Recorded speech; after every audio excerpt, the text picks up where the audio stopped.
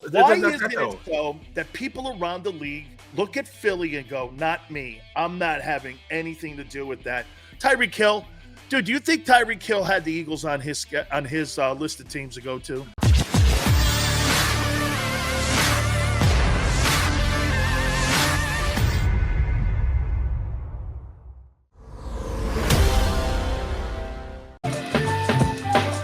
Welcome back to the middle. Barrett, Brooks, and Sileo.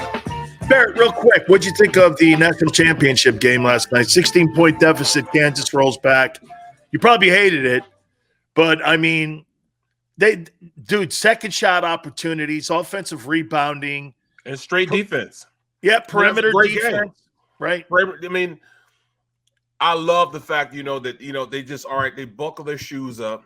All right, we just got to play good old-fashioned defense out on the perimeter, keep you from shooting. No more, second chance shots.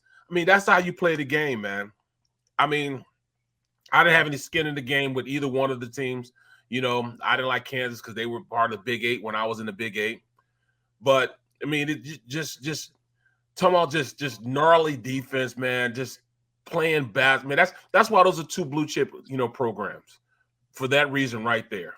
Hubie was pissed. Love the fact that he was pissed, you know what I'm saying? But, I mean, you look at it, man, both of those teams deserve to be there. Both of them did. Absolutely. I love the style of Herbert Davis and what he brought to the team and the passion that he has for his kids and the love that he has for his kids. No question. And I'll tell you something, too. You got to remember something with Bill Self's Kansas program. The NCAA and them are still investigating Kansas and the Jayhawks for that Nike stuff, paying players to go to Kansas. And did you see when Mark Emmert handed the trophy, man? He was like, Kansas City Jayhawks. And you're like, bro, that ain't the Kansas City right. Come Jayhawks, man. He kind of was a little bit off kilter because he was, they're investigating Kansas basketball over that whole Nike thing. So, there could be some violations. Supposedly, there's 5 major violations. Hey, man, you ain't trying, bro. Potentially broken, so that title may get banned anyway. Well, you look at it, man. If you ain't cheating, you ain't trying. Nobody wants to go to Kansas. Nobody wants to go to Kansas State. There is nothing out there. The only reason I went because I could play basketball, and once I couldn't play basketball, I didn't want to be there either.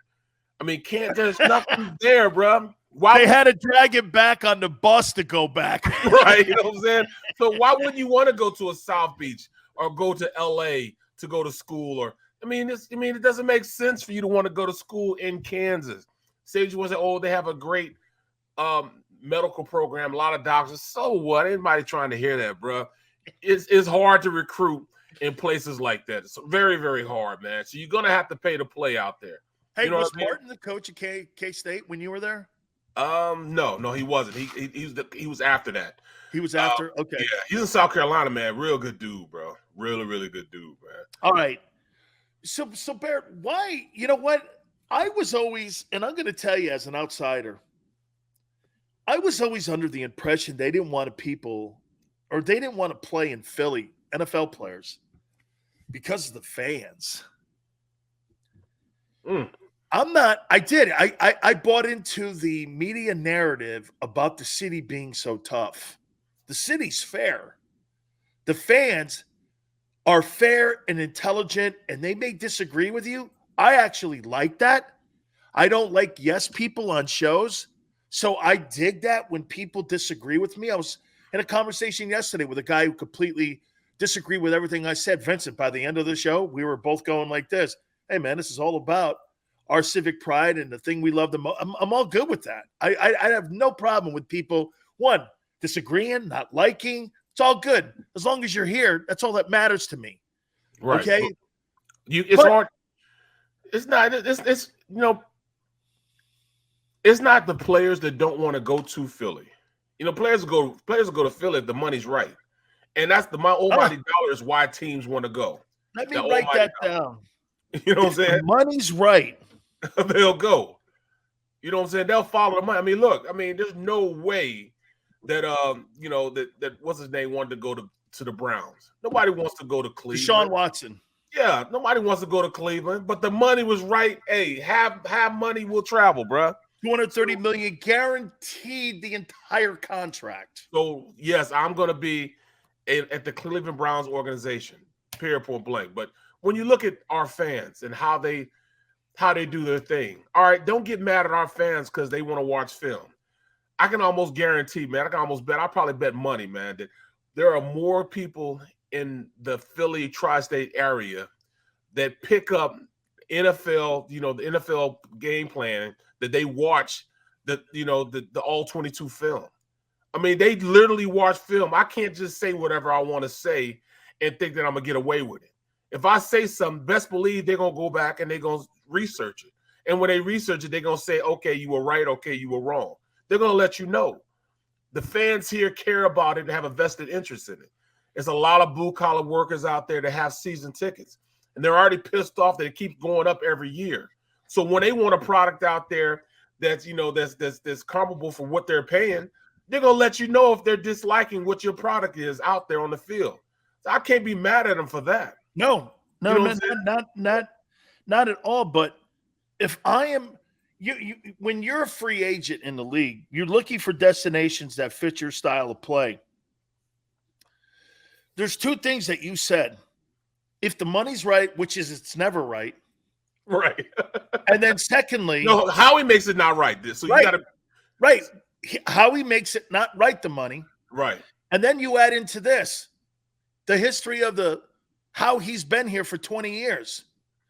In 20 years, I mean, like I said, Jeremy Maclin's your last 1,000-yard receiver. You've had one 4,000-yard passer in the history of the franchise.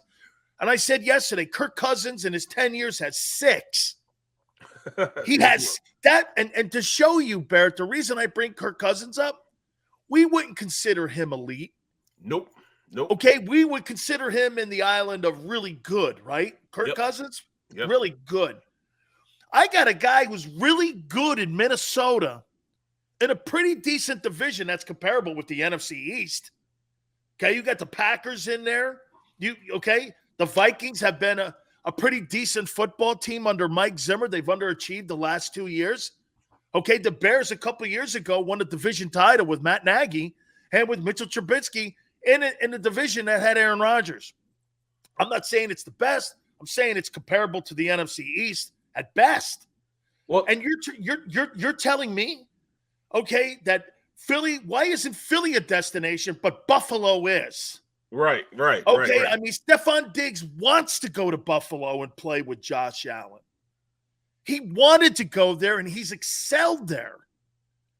Damn. Look at Jefferson excelling with Kirk Cousins. Cousins. Why is it so that people around the league look at Philly and go, not me. I'm not having anything to do with that. Tyreek Hill. Dude, do you think Tyreek Hill had the Eagles on his list of teams to go to? Dan, you got to understand this, though. It doesn't matter what's on their radar. In all actuality, there's only a few players that can go out and dictate what their destination is going to be. The Honey Badger, he can dictate where he wants to be. It's not a lot of players that can go out there and say, all right, I want to go there. 9 times out of 10, it's like 2 or 3 guys on each roster that can say, all right, I want to go here, I want to go there. At the most, 5 or 6. All the rest of them like, all right, wherever the money is, that's where I'm going. Now, to put an exclamation point on why we don't have any free agents here, we're not paying to play. We're not paying out the money. We have the money. We're not paying out the money to bring in, big time free agents. We are so close. You know what I'm saying? So close. We made it to the playoffs last year with next to nothing. A rookie wide receiver, a second or third year tight end that's just starting to come into his own. A running back was hurt for the majority of the time, but still has some explosiveness. And a one hell of an offensive line and defensive line, which took us to another level. Imagine if we add just a couple of pieces to it. If we add a big-time linebacker and a big-time receiver to this roster, that's almost guarantee you 2 more games. 2 more games. Makes an 11-win ball team. It's just for a couple dudes over here, like this dude Chris over here. You don't know shit, guy. I know he was traded. But do you understand what he did? He forced his way out. The Chiefs had a deal on the table. He didn't want it. He said in his press conference, and by the way, I talked to Drew Rosenhaus on the deal. The Jets, he goes, I was never going to New York because I didn't want to play with Zach Wilson. I was going to Miami from the beginning. He forced his way out, got a contract he wanted, and like Barrett said, there's certain guys and few guys that are like him that get that opportunity. So we turn it back around, though, Barrett, and say this, okay, if everything is equal, are they coming to Philly then? Okay, they're not coming here because the money's not right. Exactly. Okay, so Howie runs this team for the owners. He runs a program that is so cheap. The Eagles are, look at here. You got 2 receivers on rookie contracts. You got Goddard. If you look at his base, it's 1.5 below fair market value. Dude, you got only $5 million in your offensive huddle combined. As far as the weapons, $50 million. As far as the weapons, less than $5 million with a tight end, 3 receivers, and a running back. You're under basically $6 million as far as total for the salary cap value this year. 2 receivers on rookie contracts with your quarterback on a rookie contract. A running back on the rookie contract. And the quarterback makes 1.5. Devontae's at like 8.25.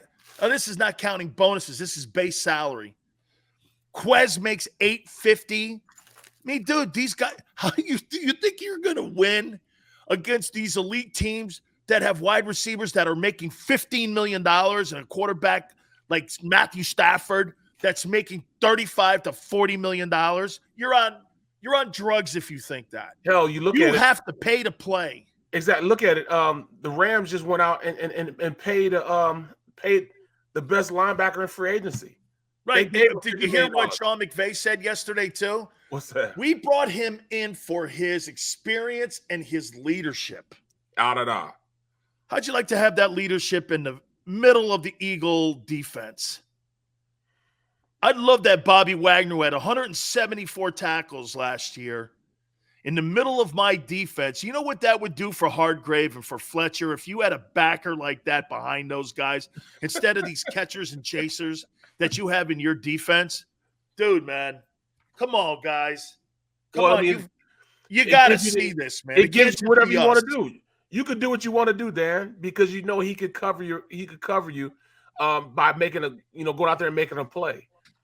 There is nobody last year on in the middle of that defense at the linebacker position that offensive coordinators were worried about. They would double team Fletch and double team, not even Fletch. They would double team Hargraves all day long, knowing that they would get to the backs when they needed to get to the backs. When you play against guys like Bobby Wagner, you have to worry about where he is. You have to account for him because he's so elusive. He'll go make a play, and next thing you know, it's a 5-yard loss. It's a 3-yard loss. He gets those tackles for loss because he understands how to play the game. His experience that he brings to the game makes you explosive. So now you have to game plan not just for the defensive lineman, but also for the linebacker. So okay, you're gonna go out there and double team, Aaron Donald. Well, while you're double teaming Aaron Donald, oh, there goes Wagner. Wagner is for a 3-yard loss. Now they're like, well, all right, pick your poison. If we double team Aaron Donald, he's gonna get up. He's not gonna get the play, but Bobby Wagner's gonna get to the play.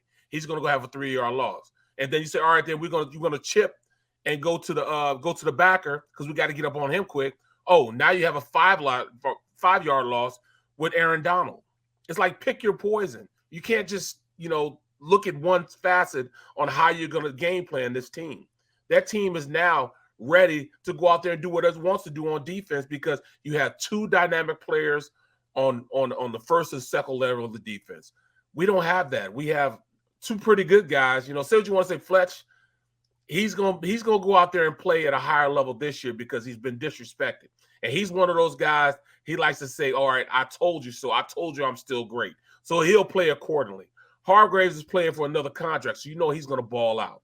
You know what I'm saying? So right now, you just double team those guys up front. There's nobody at the linebacker position that's deep that you have to worry about. So you can just stay on those guys as long as you want. You solidified the offensive line, the line of scrimmage. So now you don't have to worry about getting to that. You get there when you get there. At least you know it's not going to be for a tackle for loss. You're at least going to be 3 yards down the field because you double team to the linebacker.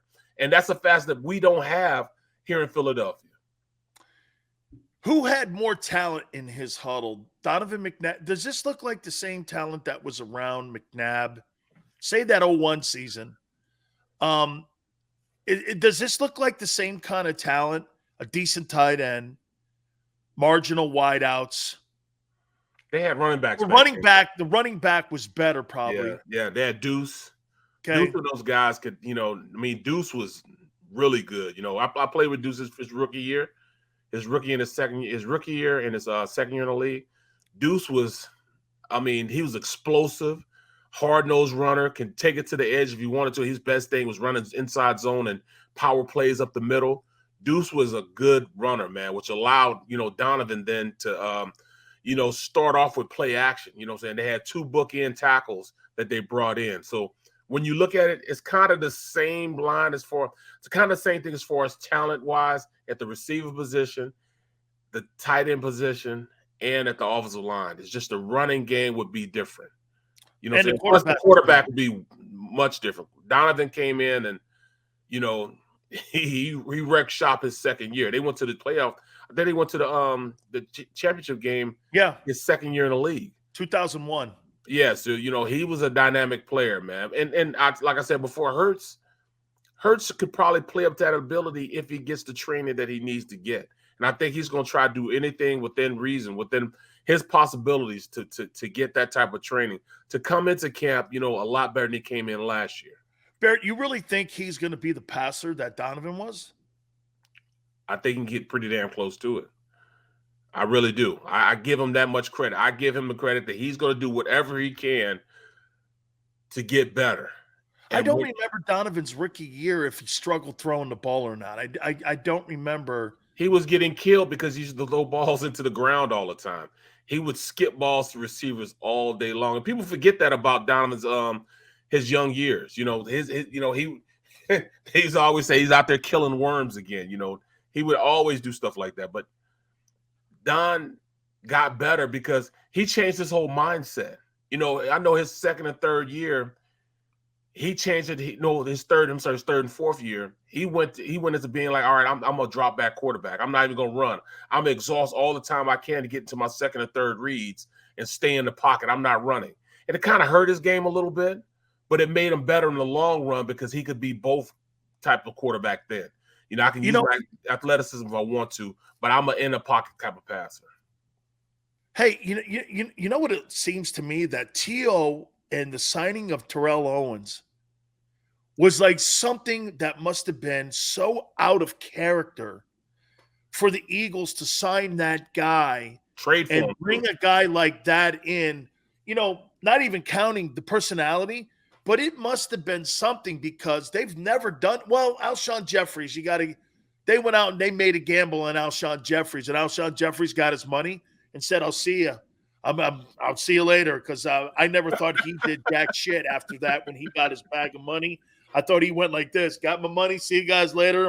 He's out of the league now. Right.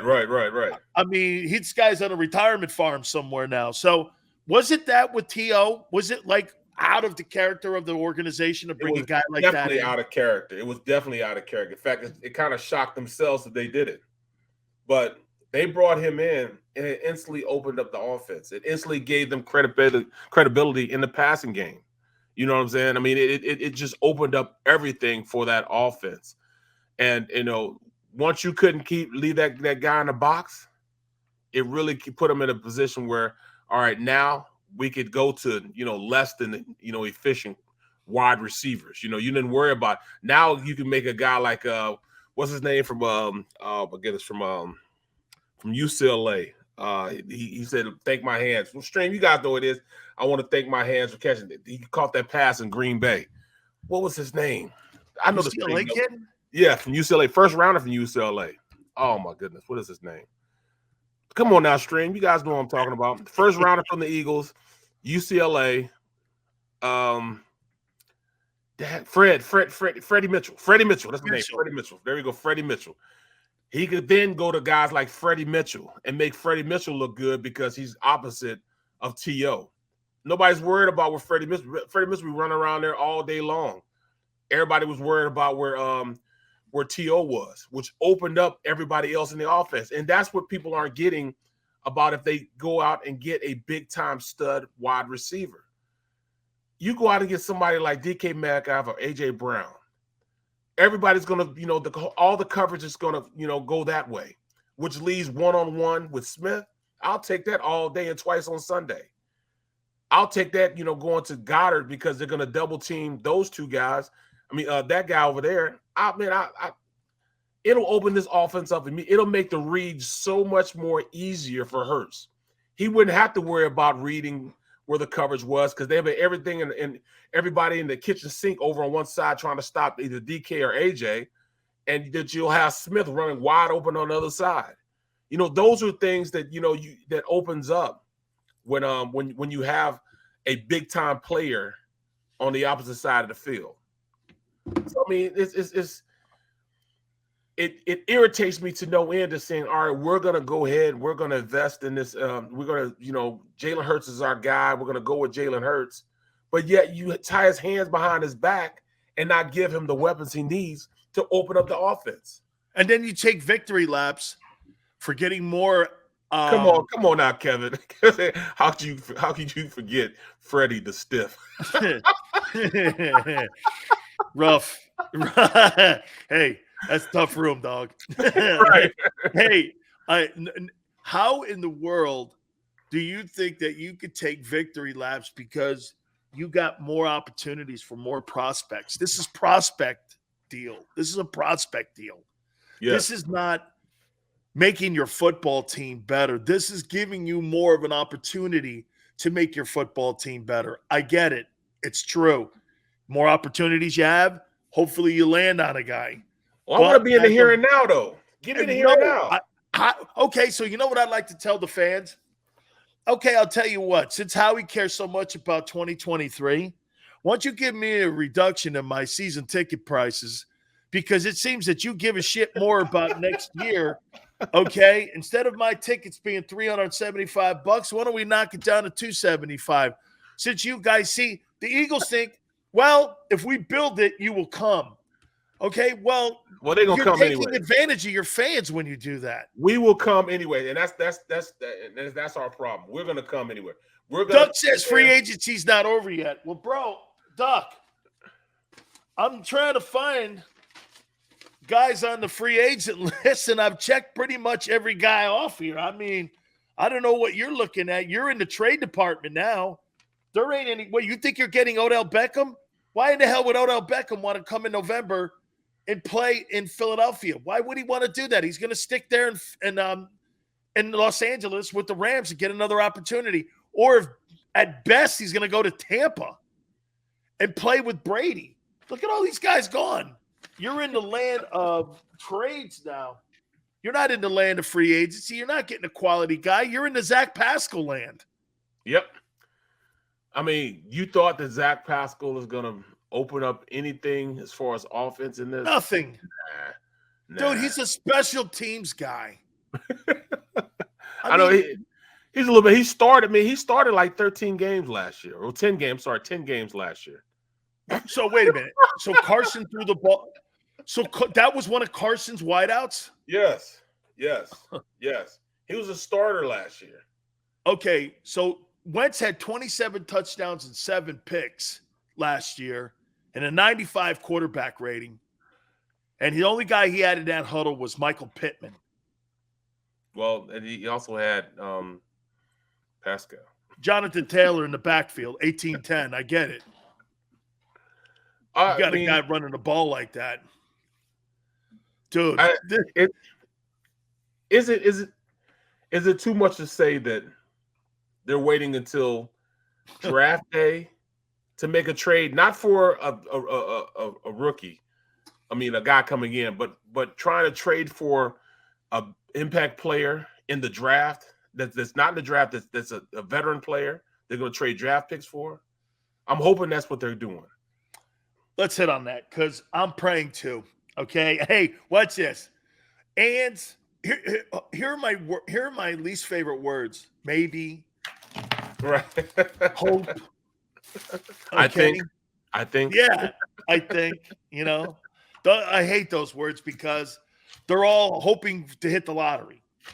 Right. He's Barrett Brooks. I'm Dan Sileo. We are on the middle. Keep it right here. Hit the like button.